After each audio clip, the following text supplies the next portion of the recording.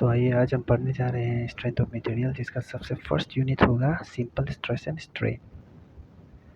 तो जैसे कि आप देख सकते हो, व्हाट इज स्ट्रेस। स्ट्रेस कुछ नहीं है, इट्स बस the internal resistance per unit area, और you can say it like load upon area, और you can say it pressure upon area.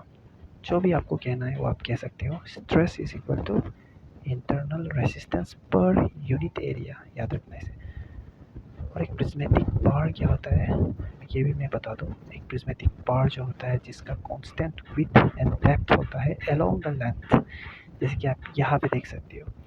ये एक मेंबर है जिसका breadth along the length constant है और जिसका डेप्थ भी अलोंग द लेंथ कांस्टेंट है। तो इस तरह के बार को हम प्रिज्मेटिक बार कहते हैं। और अभी जैसे कि आपको मैं एक केसेस दिखाता हूँ। जैसे कि आप केस 1 देखिए। If the body is not moving, अगर एक बॉडी है जो मूव नहीं कर रहा हो तो उस पर क्या क्या होता है। उस पर सबसे फर्स्ट होगा आपका summation of the forces in X direction will be equal to 0, right. And since the body is not moving, तो उस पर applied load will be equal to the resistant load, therefore it is stable, right. Yes, तो जैसे कि आप देख सकते हो, summation of the force in X direction is equal to 0, यानी कि अप्लाइड लोड हो गया सपोज प्लस पी, और रेजिस्टेंस हो गया उसका माइनस पी, ऑपोजिट होगा। तो since summation is 0, P will be equal to R, और पी है अप्लाइड फोर्स एंड आर है रेसिस्टिंग फोर्स, राइट। एंड अभी हम देखते हैं कि स्ट्रेस क्या होता है। Since we have studied earlier कि ये जैसे कि आप ये ऊपर पे देख सकते हो, यहाँ पे हमने देखा था स्ट्रेस क्या है, internal resistance per unit area. तो यहाँ पे भी आप देख सकते हो स्ट्रेस का फॉर्मूला किस तरह से बनेगा। इंटरनल रेजिस्टेंस यानी कि आर पर यूनिट एरिया यानी कि ए। तो आर बाय ए होता है स्ट्रेस, राइट। स्ट्रेस को मैंने कहा था कि आप प्रेशर बाय एरिया भी कह सकते हो या फिर लोड बाय एरिया भी कह सकते हो। देयरफॉर पी बाय ए भी हो सकता है, राइट। केस 2 में देखते हैं, अगर बॉडी मूव करेगा तो क्या होगा। Since the body is moving, since जो बॉडी है वो मूव कर रहा है, तो वहाँ पे रेजिस्टिंग फोर्स जो 0 हो जाएगा क्योंकि वो मूव कर रहा है। तो इस केस में स्ट्रेस क्या होगा। इस केस में stress, since stress is equal to resisting force per unit area होता है यानी कि आर बाय ए होता है। और सिंस ये केस पे बॉडी मूव कर रहा है यानी कि रेजिस्टिंग फोर्स नहीं है, तो यहाँ पे स्ट्रेस भी 0 होगा, याद रखना। तो और आप जैसे कि देख सकते हो यहाँ पे देखिए, if a body is under free expansion और contraction, then the stress within the body will always remain 0। इसका मतलब क्या है। इसका मतलब ये है कि अगर एक बॉडी जो कि वो अपने आप बिना किसी रोक टोक के एक्सपांड कर रहा है या फिर वो कंट्रैक्ट कर रहा है बिना किसी रेजिस्टिंग फोर्स के, तो वहाँ पे हमेशा स्ट्रेस जो 0 ही पाया जाएगा। इस बात को भी याद रखिएगा। और स्ट्रेस का यूनिट हम देखते हैं कि स्ट्रेस का यूनिट कैसे निकालते हैं, वो देखते हैं।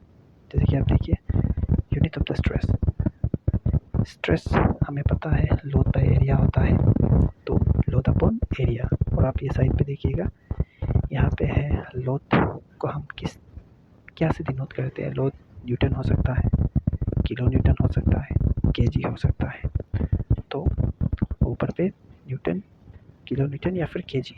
और एरिया का क्या क्या यूनिट होता है। एरिया का मिलीमीटर स्क्वायर हो सकता है, सेंटीमीटर स्क्वायर हो सकता है, मीटर स्क्वायर हो सकता है। तो यानी कि लोड अपन एरिया का ऊपर, फॉर एग्जांपल हम ले लेते हैं लोड को न्यूटन एंड एरिया को millimetre square, therefore the unit will be Newton per millimetre square. तो याद रखना है स्ट्रेस का यूनिट होता है Newton per millimetre square, okay. और ये कुछ यूनिट्स है जिसे हमें याद रखना है कि आगे बहुत काम आएगा। तो जैसे कि आप देख सकते हो यहाँ पे 1 MPa क्या होता है, इसे याद रखना है। 1 MPa यानी कि मेगा पास्कल, और याद रखना है 1 MPa, ओके। तो 1 यानी कि 1 हो गया इंटू मेगा यानी कि 10⁻6 होता है, तो 1 इंटू 10⁻6, और पास्कल यानी कि होता है न्यूटन पर मीटर स्क्वायर। ये स्टैंडर्ड यूनिट है, इसे याद रखना है। यानी कि तो इसे हम सिंप्लीफाई करते हैं। अब देख सकते हो 10⁻6 इंटू न्यूटन। तो मीटर स्क्वायर को हम mm स्क्वायर में कन्वर्ट कर देते हैं, तो मीटर स्क्वायर को जैसे ही हम मिलीमीटर स्क्वायर में कन्वर्ट कर देते हैं वो बन जाता है 10⁻6। तो दोनों 10⁻6 ऊपर और एक 10⁻6 नीचे कैंसिल होते हुए वो बन जाता है 1 MP is equal to 1 newton per millimetre square. इसे हमें याद रखना है। और 1 GPa यानी कि गीगा पास्कल, और गीगा होता है 10⁹। तो सिमिलरली आप इसे भी सॉल्व करके देखिएगा, ये आ जाएगा 1 GPa is equal to 10⁻3 newton per millimetre square. ये आ जाएगा, खुद ट्राई करके देख सकते हो। तो अभी हम आते हैं what are the types of some of the different types of stresses, right. Types of stresses. तो टाइप ऑफ स्ट्रेसेस में आप जैसे कि देख सकते हो, सबसे फर्स्ट लेफ्ट साइड पे देखिए नॉर्मल स्ट्रेसेस होता है और एक होता है शियर स्ट्रेसेस। तो स्ट्रेस कितना टाइप का होता है?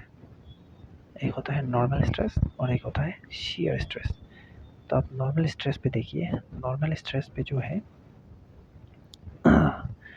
नॉर्मल स्ट्रेसेस याद रखना, ये ड्यू टू नॉर्मल फोर्सेस ही आता है। और नॉर्मल स्ट्रेसेस कितना प्रकार का होता है? नॉर्मल स्ट्रेसेस दो प्रकार का होता है, एक होता है डायरेक्ट स्ट्रेसेस और एक होता है इनडायरेक्ट स्ट्रेसेस। और जो डायरेक्ट स्ट्रेसेस है, यहाँ पे आप देखिए डायरेक्ट स्ट्रेसेस पे जो होता है ना, वहाँ पे डायरेक्ट नॉर्मल फोर्सेस लगता है। जैसे कि ये मैंने बॉडी दिखाया है, आप देख सकते हो एक बॉडी पे पी लोड लग रहा है, और ये जो है आप देख के बता सकते हो ये बॉडी को खींचा जा रहा है दोनों साइड से सेम फोर्स पे। तो यानी कि यहाँ पे क्या लग रहा है? यहाँ पे लग रहा है टेंशन फोर्स, राइट। यस, यहाँ पे लग रहा है टेंशन फोर्स। और सेकेंड वाला बॉडी में यहाँ पे देखिए, यहाँ पे भी एक बॉडी है जहाँ को दोनों तरफ से दबाया जा रहा है सेम इक्वल फोर्स से। यानी कि यहाँ पे क्या लग रहा है? यहाँ पे लग रहा है कंट्रैक्शन फोर्स। ओके, ठीक है। तो इसे हम कहते हैं डायरेक्ट स्ट्रेसेस। अगर बॉडी में इस तरह का लोड लगे, तो इस तरह का लोड लगने से जिस प्रकार का स्ट्रेस डेवलप होता है उसे हम कहते हैं डायरेक्ट स्ट्रेसेस, राइट। तो स्ट्रेस का फॉर्मूला अपन तो जानते ही हैं, लोड बाय एरिया होता है। तो लोड यहाँ पे P है, तो एरिया बाय A। याद रखिएगा P जो है वो नॉर्मल फोर्सेस है which is directly applied on the body, यहाँ पे आप याद रखिएगा। और स्ट्रेसेस और एक प्रकार का होता है जो कि मैंने कहा है इनडायरेक्ट स्ट्रेसेस, राइट। तो इनडायरेक्ट स्ट्रेसेस क्या होता है वो आप देख सकते हो। इनडायरेक्ट स्ट्रेसेस होता है जैसे कि एक बॉडी है, दोनों पे एक दो मोमेंट लगा है साइड साइड से। तो जब भी एक बॉडी पे ऐसे मोमेंट लगेगा, कपल मोमेंट लगेगा, तो बॉडी जो बैंड होगा कुछ इस प्रकार का। जैसे ही बैंड होगा तो आप यहाँ पे देख सकते हो ऊपरी तौर पे, ऊपर हिस्सा पे, इस बॉडी का ऊपर हिस्सा पे क्या हो रहा है? ऊपर हिस्सा पे कंप्रेशन हो रहा है, आप देख सकते हो। और नीचे हिस्सा पे क्या हो रहा है? नीचे हिस्सा पे टेंशन हो रहा है। यानी कि जब आप एक किसी चीज़ को बैंड करते हो तो उसका ऊपरी हिस्सा पे कंप्रेशन आता है, दबाव आता है, और उसका नीचे हिस्सा पे वो इलोंगेट होता है ना, वो बड़ा होता है, तो वो एक्सपांड होता है, यानी कि टेंशन लग रहा होता है वहाँ पे। तो एक जनरल फार्मूला है F=m/I/y। इस बारे में मैं आपको बाद में बताऊंगा, बट आप इस यहाँ पे देख लीजिए F यानी कि क्या होता है? F यानी कि होता है बेंडिंग स्ट्रेसेस, M यानी कि होता है अप्लाइड मोमेंट हो गया, I हो गया मोमेंट ऑफ इनर्शिया, और Y यानी कि extreme distance of fibre from that neutral axis. ये क्या होता है ये में हम आगे डिस्कस करते हैं। बस अभी इतना याद रखिए कि जो नॉर्मल स्ट्रेस होता है वो ड्यू टू नॉर्मल फोर्स होता है।